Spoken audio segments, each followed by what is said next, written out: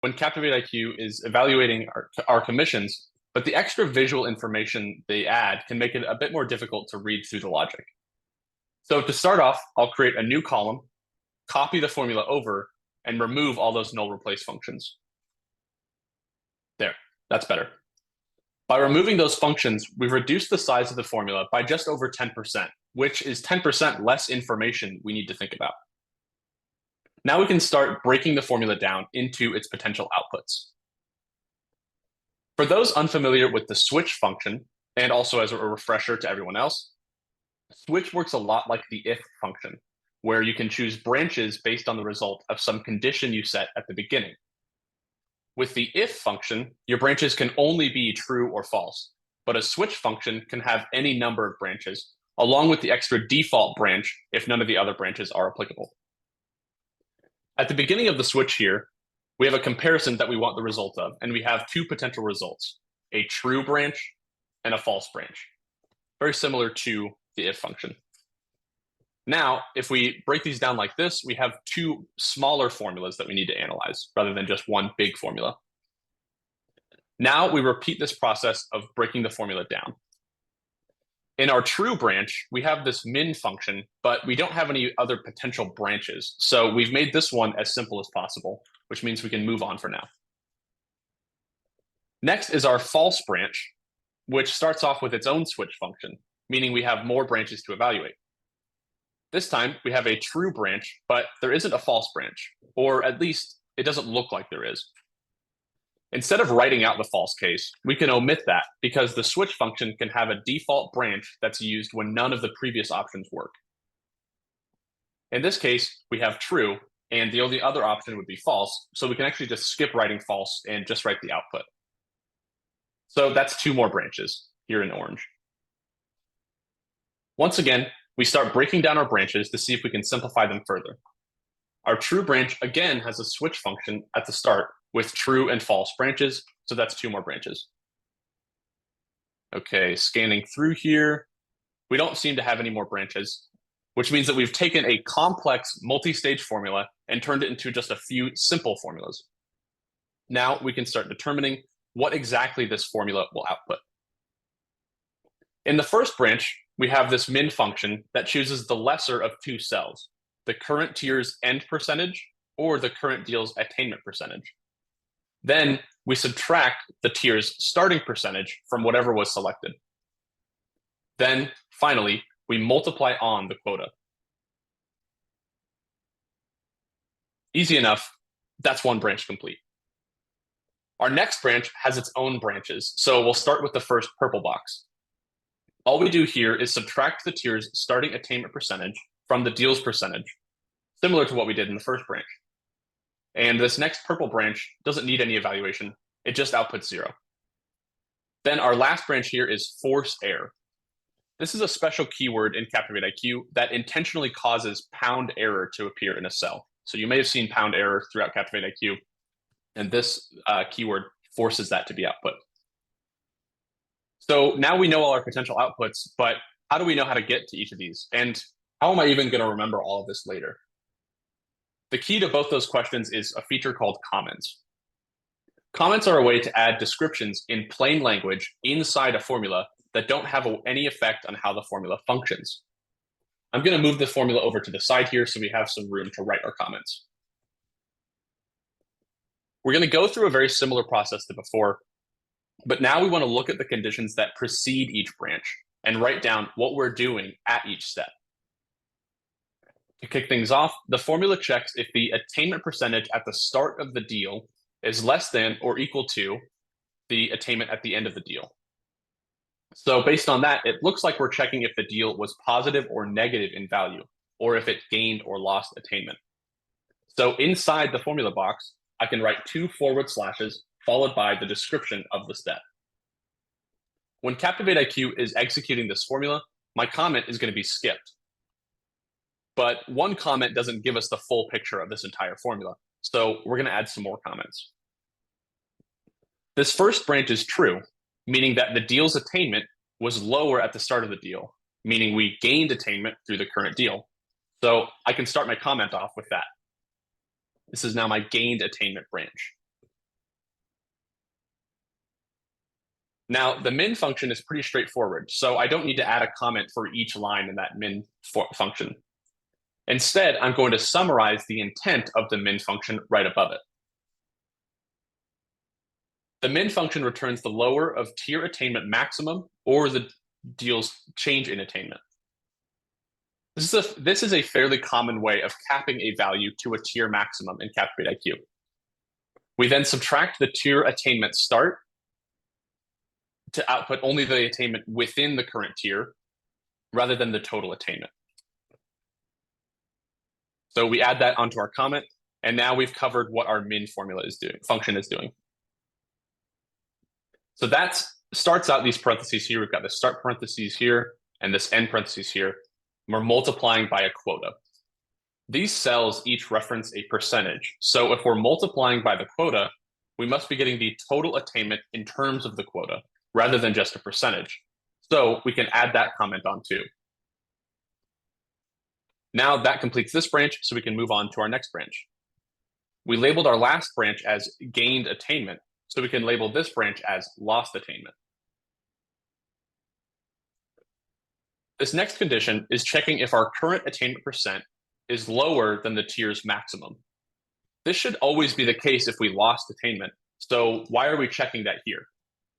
Well, if we skip down to this error output, we can tell that whoever wrote this formula was also expecting this to always be true, because the calculation won't even output a number if it's false. If we're above the tier's end, that must mean our tiers are set up incorrectly, where the maximum of the tier is lower than the minimum of the tier. That means that this condition up here is solely to check that the tiers are configured correctly, and we can add a comment describing that. So see here, error checking clause. Deal should still be within tier after loss. That also explains what that force error is doing down there, so we can add a comment in down there as well. Okay, now we have one more comparison to describe. This time, we're checking if the attainment after the deal is greater than or equal to the tier minimum. So we must be checking if we're still within the current tier after the loss. Now great, that covers all the conditions for each path. Now there are just two more outputs to comment on. Then we have this component quota multiplication to talk about. This true branch happens when we're still within the original tier, and it's taking the attainment percent after the deal and subtracting the tier's minimum attainment. Looking back up in our first branch, these two formulas are actually pretty similar, just simplified, and we skipped that min function. So this is outputting the attainment within the tier after the loss rather than after the gain. So we can make a comment similar to the one we wrote above. Output attainment within the tier. If we stayed within the tier in our previous branch, that means we must have dropped the tier in this final branch, and we're just outputting 0 here. If we subtracted the tier minimum from the current attainment like before, we'd have a negative value. So we must be intentionally avoiding a negative attainment value. All that's left to cover is multiplying the quota at the end. We're doing this multiplication at the end of the entire blue branch, which is the same exact thing we do up in this first branch. So to keep things clear, we can just copy that comment. And with that, we've broken down this entire formula. And thanks to our comments, we can return to this formula even months into the future without seeing it in between and understand exactly what it's doing instantly. Now, we know what this formula does in theory. Is there some way that I can check everything that I've written up to this point? One problem we may encounter when viewing the results of a formula in action is that there isn't any direct feedback that informs you that certain conditions have been met or aren't being met. So here, this rolling tier credit formula column is the formula that we were evaluating before. The only feedback that you can see is the number being shown in the cells. And among all the other numbers in a worksheet, it's not always easy to tell what calculation took place. To resolve this issue, we can create a test column that copies the logic of the original column and outputs a very clear message of which branch it followed. Here you can see exactly what branch we've identified is executing. Doing this is extremely simple and very effective, although there might be small changes you have to make to make the calculations work. Let's take a look at our branches again. We want to keep our conditions at the start of each branch, but each output should be changed to something easily identifiable. My favorite method is to use strings that explicitly state the branch that it reached. But you can also just use numbers if you'd like. So here we've replaced the entire min function with just a string that says which branch we've reached. In this case, gained attainment. Our lost attainment branch has 3 different outputs, so we want to label them appropriately.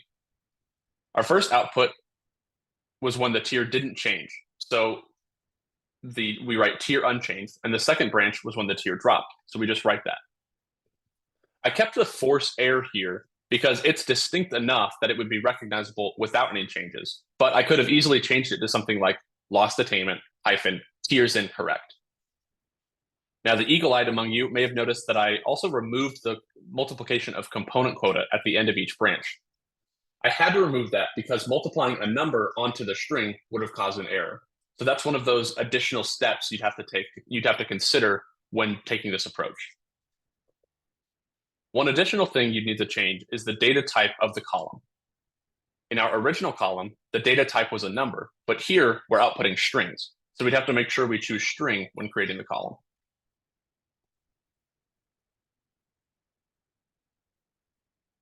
Another invaluable skill for understanding a build in Captivate IQ is tracing the interactions between worksheets, not only within a single commission plan, but across your data workbooks and reports as well. Even if you don't have a lot of worksheets in a plan, but especially if you do have a large number, knowing which sheets interact with each other can be a daunting task. Thankfully, Captivate IQ includes 2 powerful tools to help you view these interactions. We have the Worksheet Source Visualizer and the Worksheet Dependency Viewer.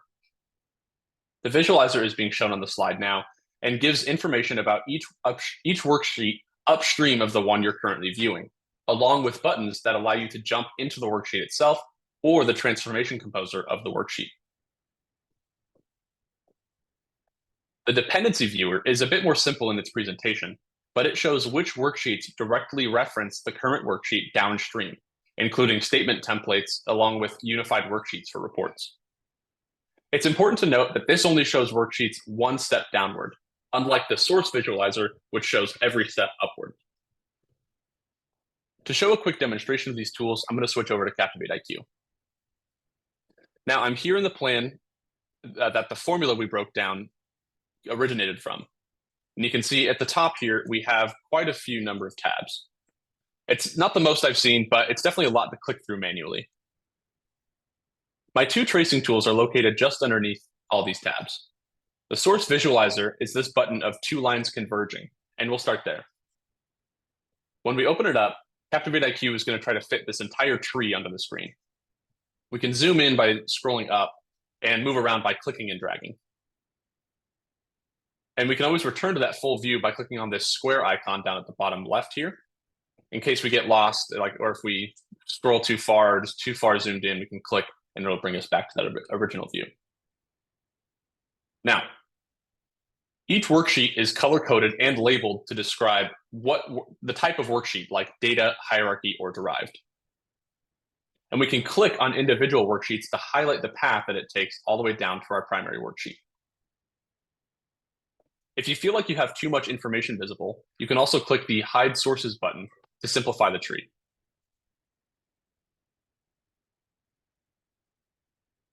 Right next to Hide Sources is also a View Sheet button, which takes you directly to the worksheet in a new tab, which makes it easy to swap between your sources.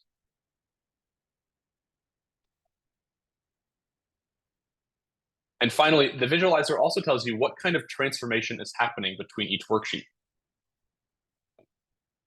like a join, a load, or a union, where a load just means that the data from one worksheet is moved directly into another without joining or unioning any other worksheets, although there might be some filters applied. And a union is also called a stack in Captivate IQ.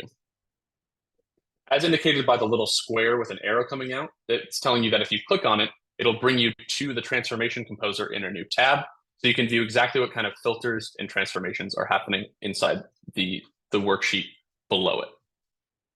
So when I click on the join button here, it brought me to A0.2 hierarchy opportunities.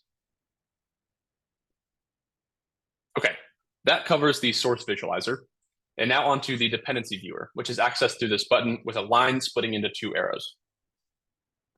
Like I mentioned before, the dependency viewer is a lot simpler in its presentation, but it has an added feature that shows how a downstream worksheet is accessing the current worksheet. This little FX next to the payout summary tells me that the payout summary down at the bottom here is utilizing this worksheet through a formula, so probably some ifs or maybe a last function. Then the two circles tell me that the M1 hold/release worksheet is using this worksheet as one of its sources in a join or a union. If a worksheet is being used as both a source in a join and also as a formula, then the viewer here will tell you that it is both.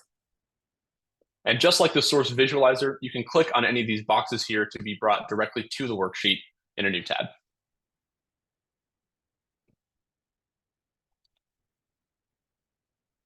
Okay, now that we have the skills to interpret what a commission plan is doing, we can troubleshoot and fix issues that we come across. For those of you who have taken our basic troubleshooting live training course, some of this information is going to sound a little familiar, but I want to make sure that we're all on the same page regarding errors. However, this webinar is on advanced troubleshooting, so we're going to tackle some more difficult topics than what our basic course covers. To start us off, what exactly is an error in Captivate IQ? The definition is pretty broad, but basically it's anything that looks wrong in a worksheet. It could be a bunch of error codes in a column or the wrong values appearing in a column. It could also be a handful of missing records or a completely blank worksheet, or it could even be a bunch of rows being duplicated in a worksheet. There are three error categories that we're going to talk about. There are calculation errors, which are incorrect values in a derived column. There are transformation errors, which is incorrect, duplicated, or missing values in a transformed column, or missing records in a derived worksheet. And then there are data errors, which are incorrect, duplicated, or missing values in a data column, or missing records in a data worksheet. In working to resolve an error, we may encounter all three error types. So let's talk through some examples of each type of error. First up is the calculation error, which again is an incorrect value in a derived column. These manifest in any of these ways. There's #ref!, which occurs when a reference is missing from a formula. Usually that's the result of deleting the originally referenced field, or it could be the result of a circular reference. So for example, if you have column C that equals column A plus B, but then column B equals column C and plus D. Then there's div/0, which occurs when a value is divided by 0. There's value, which is a general error message that encompasses a lot of other errors, although this is often the result of a null or blank reference. Null fields in Captivate IQ, as you might be aware, are not treated as zeros in formulas. This is intentional since null values could represent missing or incomplete data. There's also n/a, which is a specific error that occurs if a VLOOKUP or attribute function isn't able to find a matching value. It could also be that the value computes but is incorrect. For example, the total payout for a rep in Captivate IQ is showing $10,000, but the rep should be paid $12,000. The total payout amount is wrong, even though there's no error actually indicating that something is wrong. Next is the transformation error, which is incorrect or missing values in a transformed column. It could be one of the error messages like value that we just discussed. It could be that the column has unexpected values in it. For example, we have a column that should contain dates for the end of a month, but we're seeing other dates in that column. Or it could be that the column is blank when we were expecting values in it. Alternatively, it could be missing records in a derived worksheet. This could be the worksheet is missing some of the records we were expecting. For example, a deal worksheet is only pulling in deals for half the month when it should have deals for the entire month. Or it could be that the worksheet is completely blank when we know that it should contain some data. And alternatively, it could be duplicated records, again, in a derived worksheet. This could be something like opportunity A appearing 10 times in a plan, even though it's only in our data one time. Then finally, we have the data error, which is incorrect or missing values in a data column. These would be similar to a transformation error, where the transformed column has unexpected values or no values at all, except we would find this in a data column instead. This could also be missing records in a data worksheet. Again, similar to the transformation error, but instead of missing records or a blank derived worksheet, we would instead find this in a data worksheet. Or we could have duplicate records in the data. This is less likely due to the requirement of unique IDs in data workbooks, but it's not impossible. So, in summary, a calculation error is a derived column, always. A transformation error is a transformed column or a missing record in a derived worksheet. And a data error is a data column or a missing record in a data worksheet. To help you determine what kind of error you found, you should ask yourself, am I seeing an error in a column? And if so, what kind of column is it in? If it's a derived column, then it's a calculation error. If it's a transformed column, it's a transformation error. And if it's a data column, it's a data error. Then ask yourself, are entire records in a worksheet missing or duplicated? And if so, what kind of worksheet is it in? If it's in a derived worksheet, it's a transformation error. And if it's in a data worksheet, it's a data error. So when you find an error, your first step towards resolving the issue should be to determine whether the issue is happening to everyone or nearly everyone, or is it isolated to just one payee. Knowing this information can be a deciding factor in resolving the error, especially if you have to change a formula or transformation. If you can be certain that the issue is only affecting one person, there's a good chance that the issue resides with that payee's configuration rather than the configuration of your system. However, there's still a chance that there's an issue with your plan's logic. An important skill in resolving errors is the ability to trace the errors back to their source. Many errors manifest themselves well down the line from what's actually causing the error. You'll need to be able to work backwards from the error you discover to identify the root cause in order to resolve that error. Tracing follows a fairly simple iterative pattern. If you identify a calculation error, you examine formulas and trace formula references back to their sources.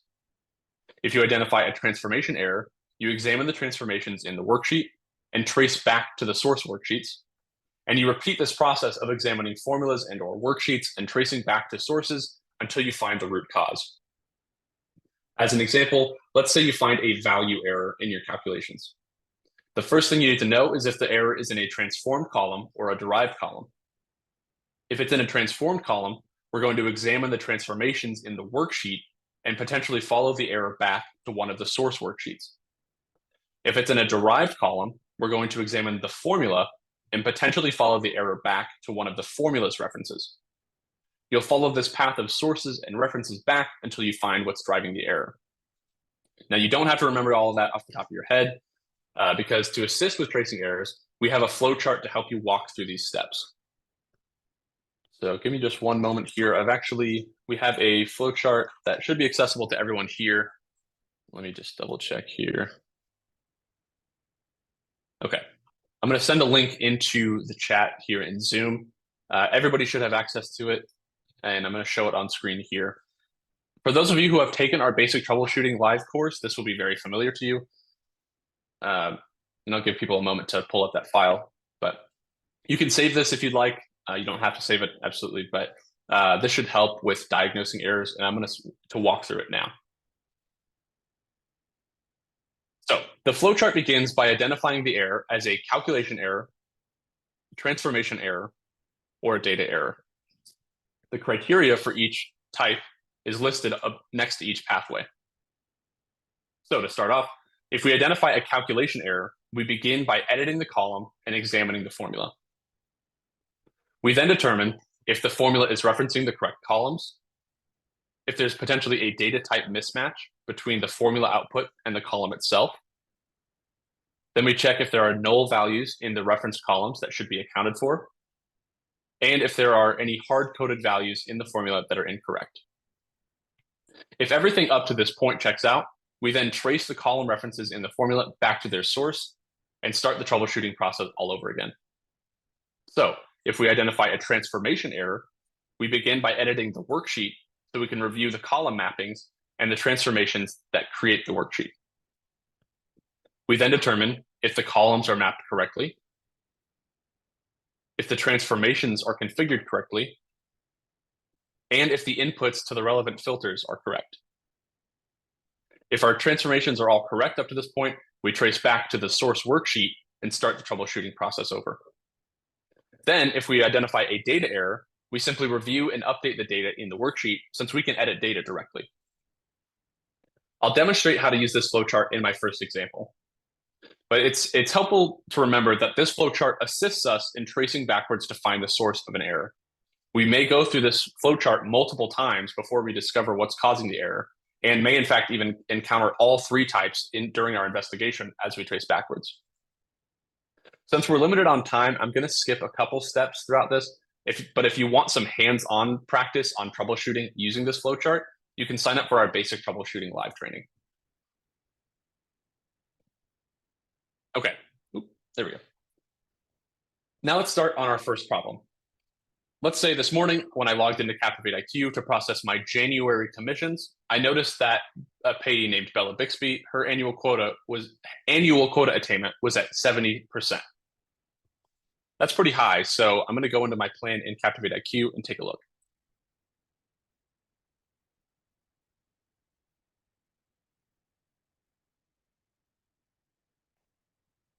So here we're seeing an incorrect value in a derived column, since every column in the payout summary is a derived column. So we're going to start down the calculation error path of our flowchart. That means that we need to edit the column and look at the formula.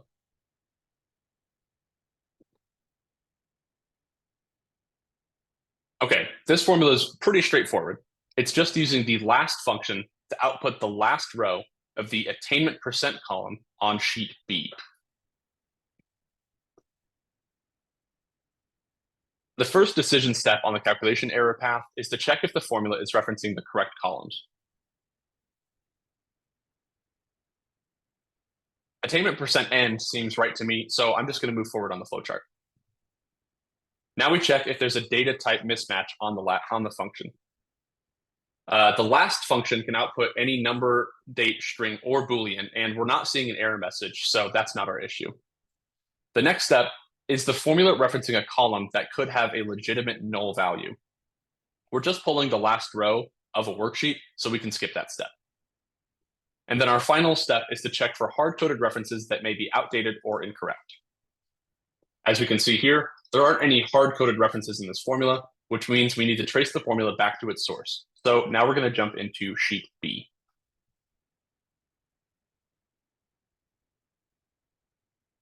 Looking through here.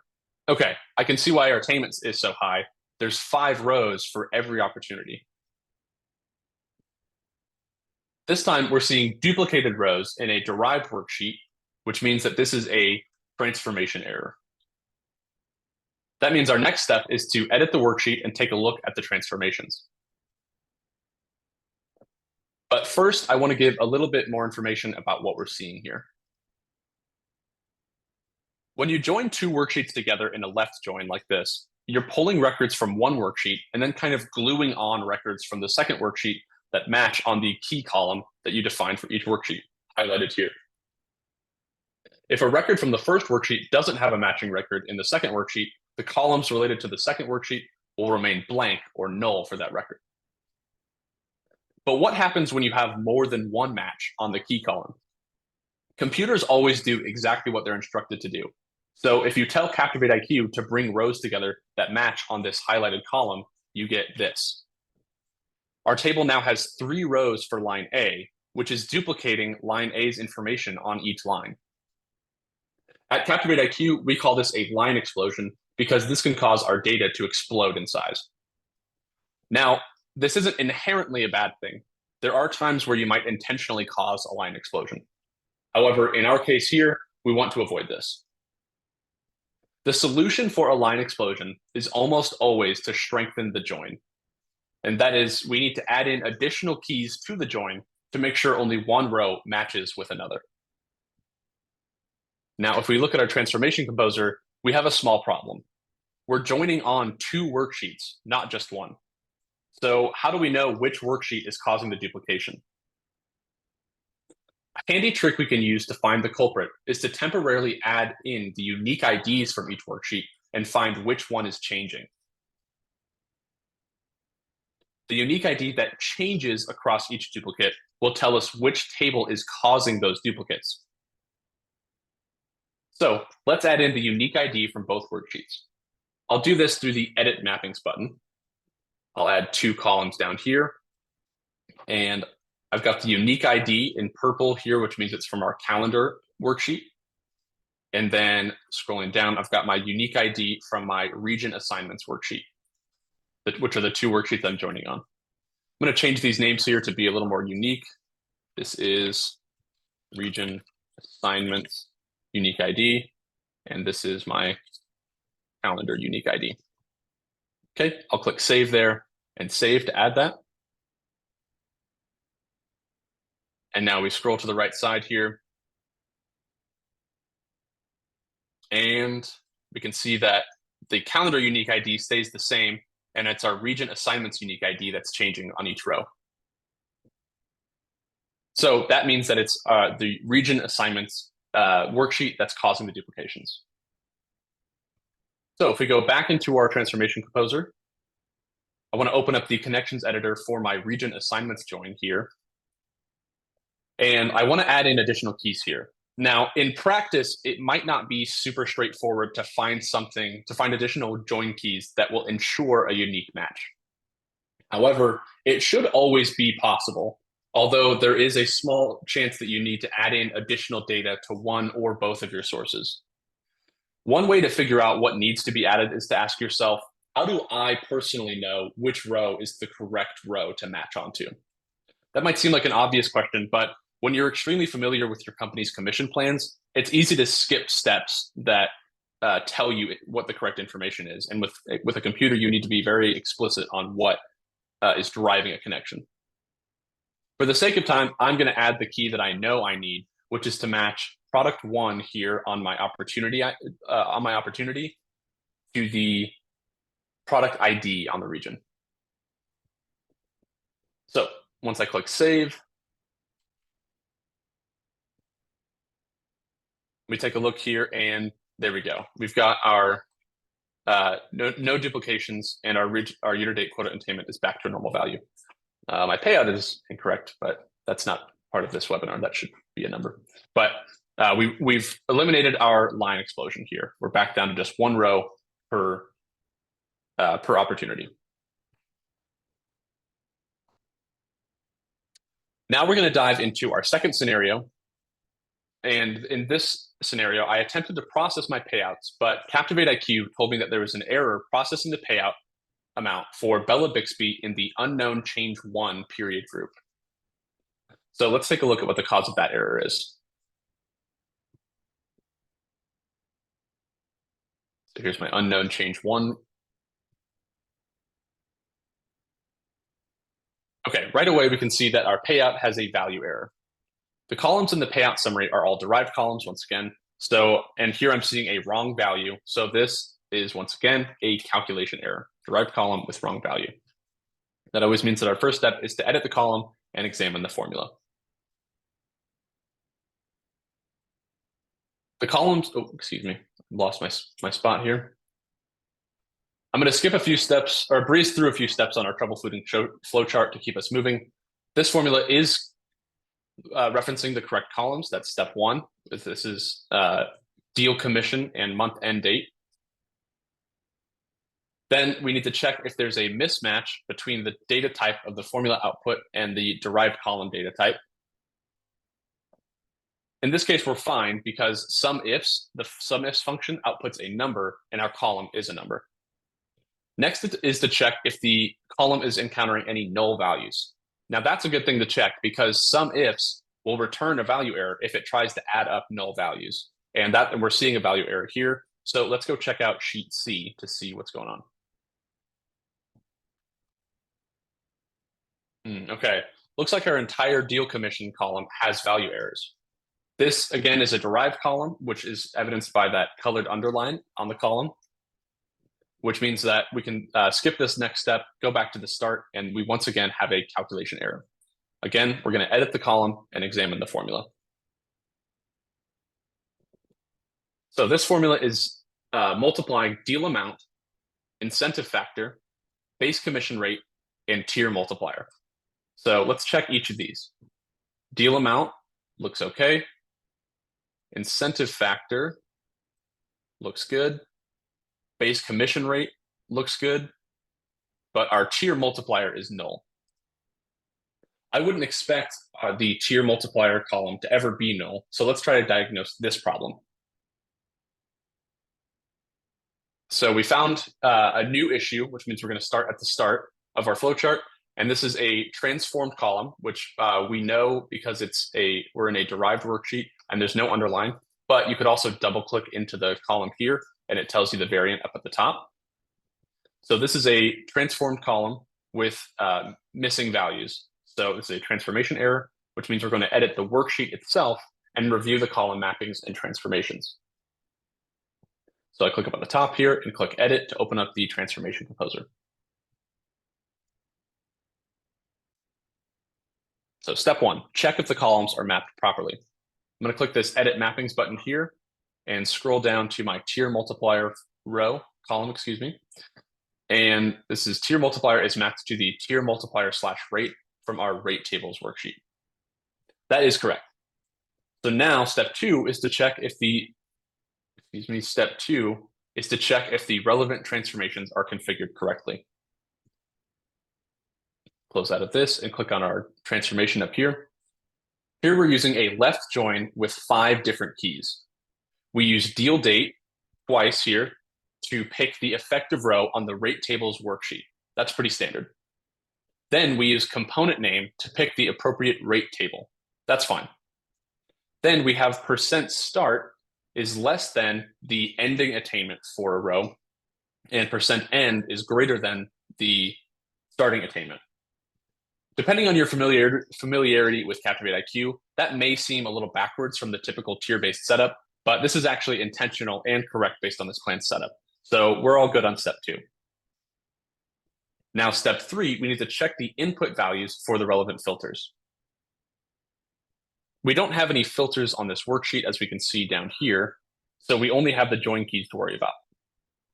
So our first 2 join keys can be checked at the same time. Our deal date, again, our deal date needs to fall between the join start and end date of the rate tables worksheet. So if we click on rate tables up at the top here, we can see what our tables are looking at, the rate tables up here. And we've got deal date here and join start and end date over here. So it looks like the start and end date goes from the beginning of 2023 to the end of 2024. And my deals are all within January of 2024. So that's okay there. Now we check our component name matches our rate table name. So we're going back here. And again, this tab up here tells us our rate table name. And this component name column looks like it's contract value attainment for every single row, which matches up here. Next is to check our join %start and join %end against the attainment on the rate table. So scrolling through here, doesn't look like we have our join %start and join %end, which means that it must still be in worksheet B. Looking for it now. Oh, okay. So we've got additional problems here. Although this time we're seeing reference error instead of value error. We know from the beginning of the webinar that a ref error means that there's a circular reference in the formula or a referenced cell is missing. Thanks to the exclamation point right here, I don't even need to check my join % or join % columns. I can just click into here and check the problem. So it looks like I've got this ref error written into my formula. That means that whatever cell or column that was written here has been deleted. Excuse me. So how do I know what was written here before? Because now it's been replaced with just this ref error. Thankfully, Captivate IQ automatically tracks every change that happens in any plan, including both the state of something before and after the change. So on the navigation pane on the left side, I can click Activity and then click Audit Logs. But there are a lot of changes here, over 400. So how do I know what I'm actually looking for? Well, up here in the top left, we can add in filters to limit what we're looking for. So we have a lot of options here. And if you want more information on what each of these filters are and how you can utilize them, we have a concise article in our Knowledge Center that breaks down each option. But even without that, I can see that this event type column has things like update, delete, create, and we are looking for delete. So like, because we have a column that is missing. So I can change event type equal to delete. And I could add multiple options in here if I wanted to, but I'm just looking for delete. So I'm going to click add. And now I've limited my options from over 400 to just over 100 here. So that's a lot less to look through, but that's still a lot. So I know that I'm also looking for a column that was deleted. So I can check my object type equal to column. Same way we did before. Object type equal to column. Then we click add. Now we've got 72 records. That's a lot better. Now, I know that I don't actually have any additional filters that I can apply without knowing the name of the thing I'm looking for, and I don't know what I'm looking for. So I have two options here. Option one is to export this and bring it into Excel and filter down my columns there, search for it there. Or the other option is I can just search through these remaining pages manually. There's only 3 pages. It wouldn't take me long. I only have 3 pages, so I think personally the best option is going to be to search for the change manually. But of course, if you're an Excel wizard or a Google Sheets wizard, absolutely feel free to export, or if you have a lot of results, that just whatever's most comfortable for you. So it's not the most elegant solution, but I know the plan and period group names of the plan that I was working in, and my period group and plan is listed under each change.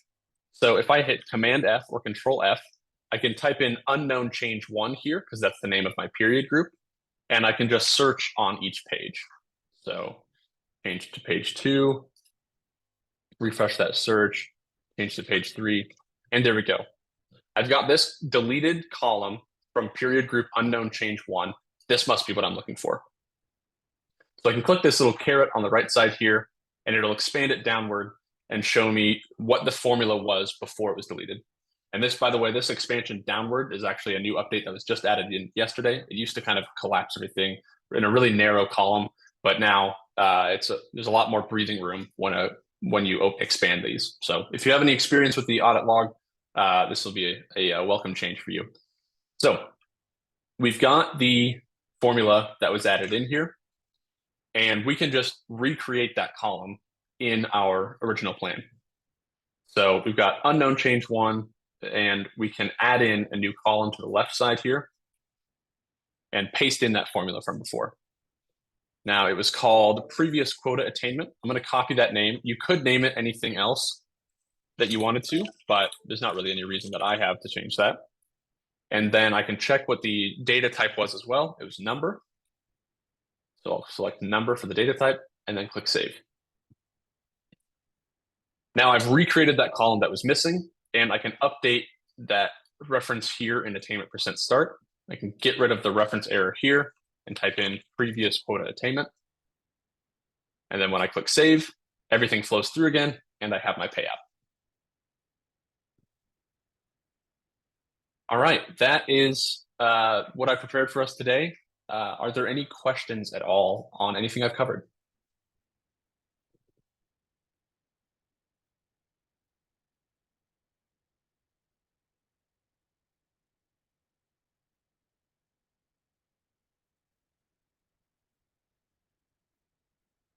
And of course, we've still got 9 minutes left here. So as the questions come to you, feel free to put them in the chat.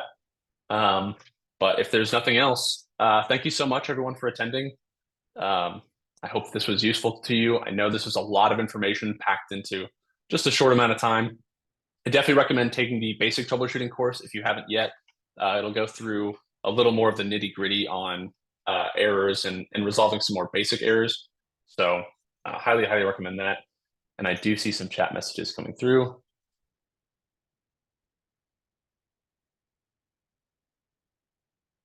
The basic troubleshooting course is a live course, and the registration for that comes through on our monthly newsletter.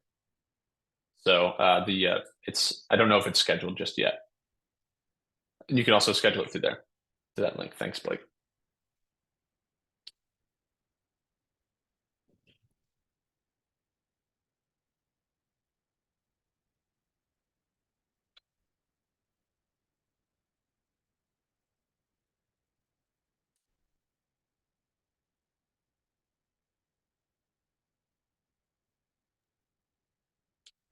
All right, if we don't have any further questions, looks like things are starting to wrap up. I think we're good to go ahead and end early. Nick, thanks so much for your presentation today, and thank you everybody for attending. As a reminder, the recording will be available through the Knowledge Center, same with all of our webinars in this series. So keep an eye on your email for an update as to the next webinars for Q2, and have a great rest of your day. Thanks so much, everyone. Bye.